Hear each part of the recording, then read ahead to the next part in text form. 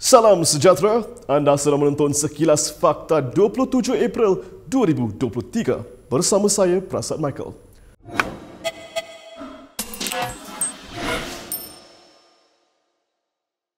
Menteri Sumber Manusia V. Sivakumar menegaskan tidak akan meletak jawatan ketika siasatan dakwaan rasuah sedang dijalankan. Beberapa pihak sebelum ini menggesa Sivakumar bercuti selepas dipanggil SPRM sebagai sebahagian daripada siasatan terhadap pengambilan pekerja asing yang menyaksikan 3 pegawainya ditahan. Menteri Sumber Manusia V. Sivakumar menegaskan tidak akan meletak jawatan ketika siasatan dakwaan rasuah sedang dijalankan. Beberapa pihak menggesa Sivakumar bercuti selepas beliau dipanggil SPRM sebagai sebahagian daripada siasatan terhadap pengambilan pekerja asing yang menyaksikan 3 pembantunya ditahan. Memetik laporan New Straits Times, Sivakumar menyatakan akor terhadap pendirian Perdana Menteri Anwar Ibrahim bahawa dia tidak perlu meletak jawatan. Terdahulu, Anwar berkata tiada keperluan untuk Sivakumar bercuti kerana dia hanya dipanggil untuk memberi kenyataan kepada SPRM sambil menambah tiada pertuduhan dikenakan terhadap menteri itu. SPRM telah menahan 3 pegawai Sivakumar dan membebaskan mereka selepas reman tamat pada 17 April lalu. Memetik FMT yang memetik sumber berkata, 2 daripada 3 pegawai terbabit telah kembali bekerja, manakala seorang lagi telah digantung gaji. Syahidan Kasim disebut antara calon yang bakal diketengahkan dalam PRN di Selangor dilaporkan bakal bertanding di Dun Semenyih. Aura ahli Parlimen Arab itu yang membantu PN menyapu bersih 17 daripada 18 kerusi dalam PRN 15 lalu di Perlis dilihat mampu membantu gabungan itu dalam misi menawan Selangor. Syahidan Kasim yang disebut-sebut antara calon yang bakal diketengahkan dalam PRN di Selangor dilaporkan bakal bertanding di Dun Semenyih. Aura ahli Parlimen Arau itu yang membantu PM menyapu bersih 17 daripada 18 kerusi dalam PRU 15 lalu di Perlis dilihat mampu membantu gabungan itu dalam misi menawan Selangor.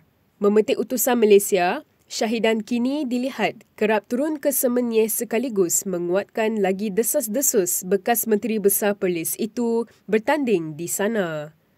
Dalam PRU 14, Dun Semenyih dimenangi oleh Bakhtiar Muhammad Noor dari PH sebelum diadakan PRK berikutan kematian beliau pada Januari 2019 akibat serangan jantung.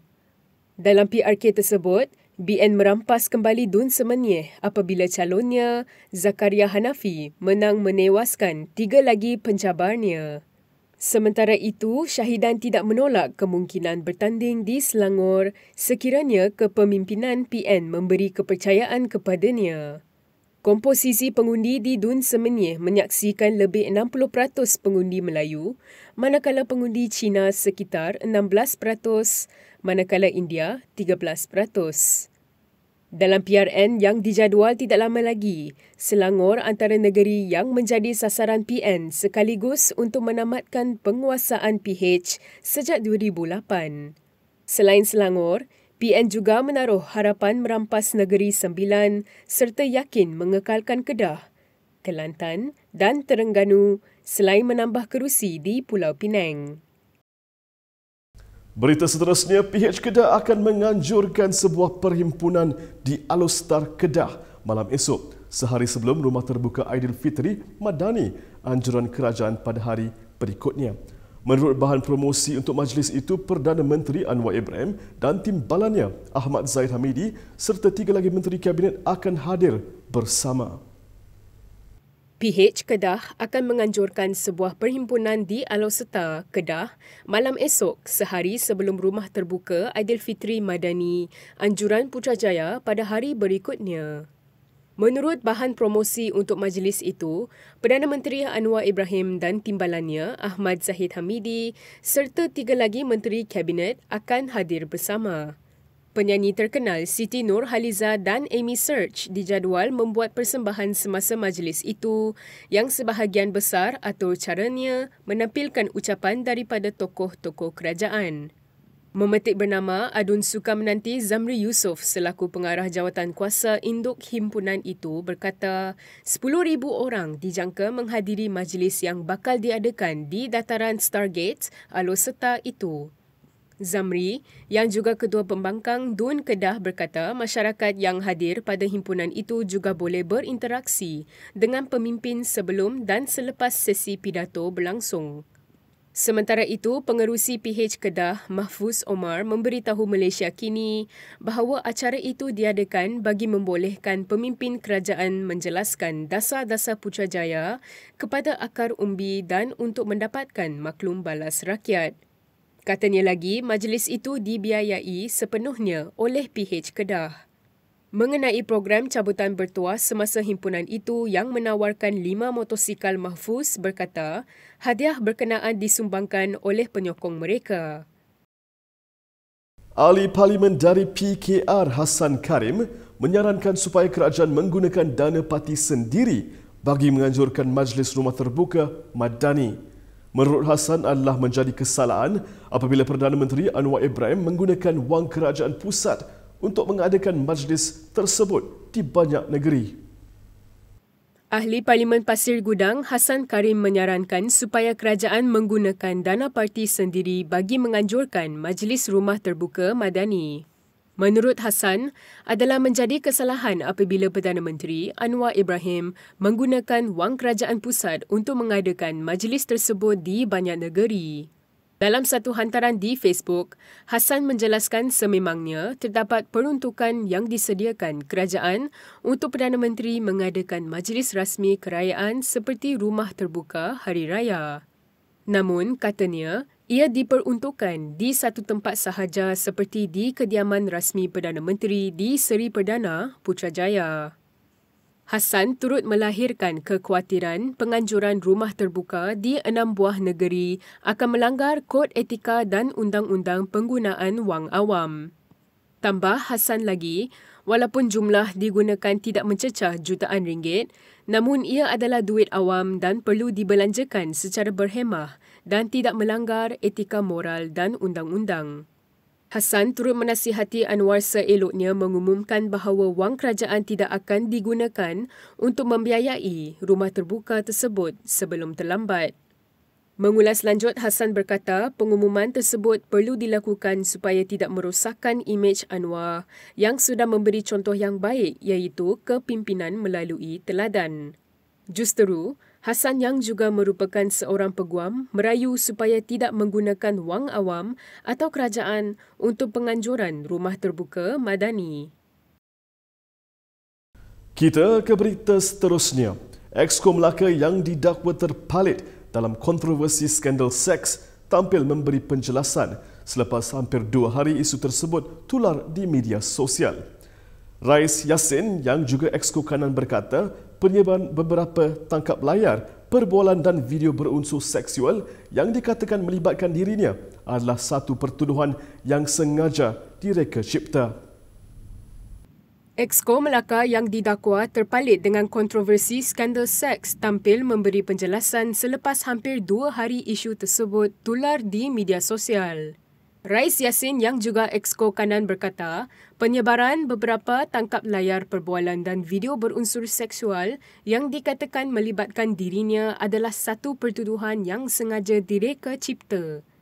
Memetik utusan Malaysia, Rais tegas menafikan terlibat melakukan perkara-perkara seperti digambarkan itu, termasuk rasuah seks sebagai habuan membantu bagi mendapatkan projek melibatkan pemasangan menara telekomunikasi. Rais juga melihat fitnah terhadapnya sebagai asam garam politik yang cuba direka untuk menjatuhkan reputasinya sebagai pemimpin kerdil.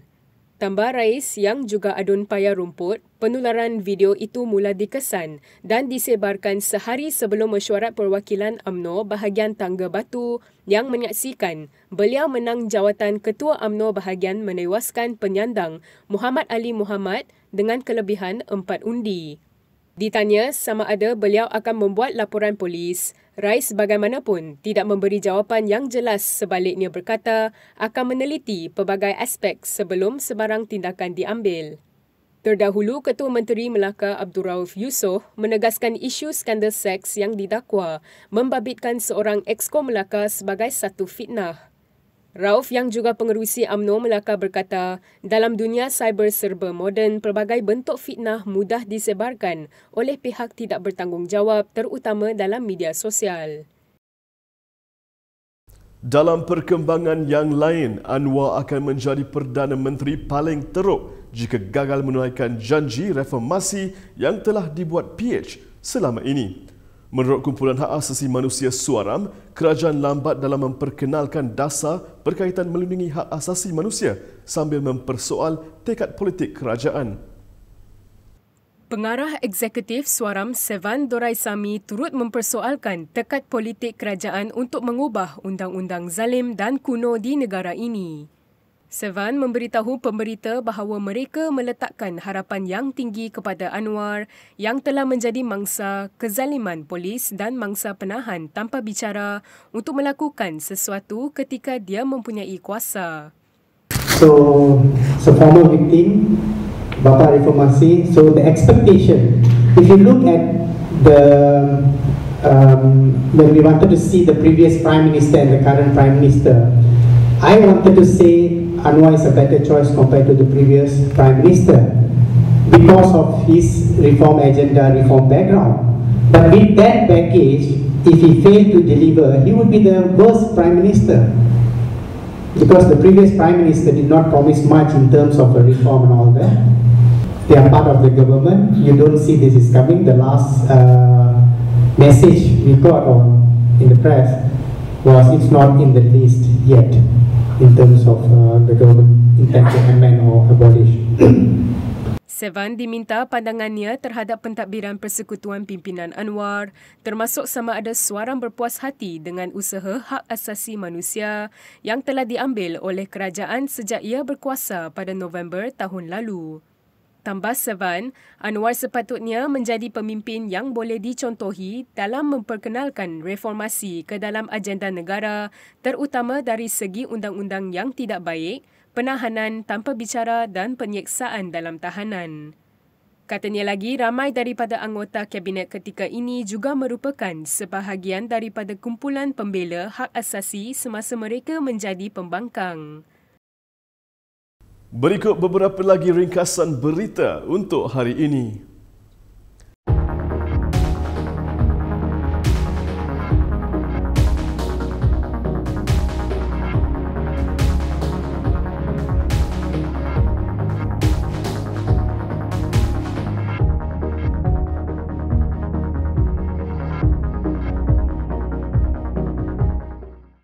Sekian sahaja daripada saya, Prasad Michael, untuk Sekilas Fakta. Untuk lebih banyak berita, anda boleh melayari kinitv.com. Anda juga boleh mengikuti kami di Instagram, Twitter, YouTube dan Facebook. Salam hormat, jumpa lagi.